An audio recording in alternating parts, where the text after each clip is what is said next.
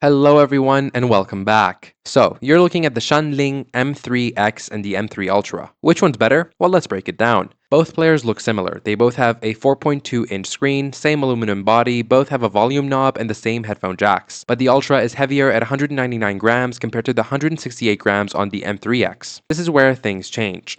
The Ultra runs on Android 10, which is a faster chip, the Snapdragon 665. The M3X has Android 7 with the older Snapdragon 430. The Ultra also has 3 gigs of RAM instead of 2, so apps run smoother. The Ultra is more powerful. It puts out 260 milliwatts at 32 ohms on the balanced output. The M3X does 240. Not a huge jump, but you'll notice it with harder to drive headphones. Sound-wise, reviewers say the Ultra is warmer and more relaxed. The M3X sounds more neutral and a bit dry. The Ultra has better bass and smoother mids. It uses the same dual DAC chips but has upgraded AMP chips that sound cleaner with less noise. The Ultra has Wi-Fi and the M3X doesn't. That means you can stream music and download apps directly on the Ultra. Way more convenient. And both, by the way, have Bluetooth, but the Ultra uses versions 5.0 for better connection. The M3X lasts longer, 23 hours compared to 20.5 on the Ultra. That's the trade-off for more power and better sound. So, is the Ultra better? Yeah, it is faster. It has more features, better sound quality, and Wi-Fi. The M3X is older tech now. If you find one cheap, it's still good, but for $479, the Ultra is the clear winner. It's basically what the M3X should have been from the start. That's it guys, Ultra wins. I'll see you in the next video.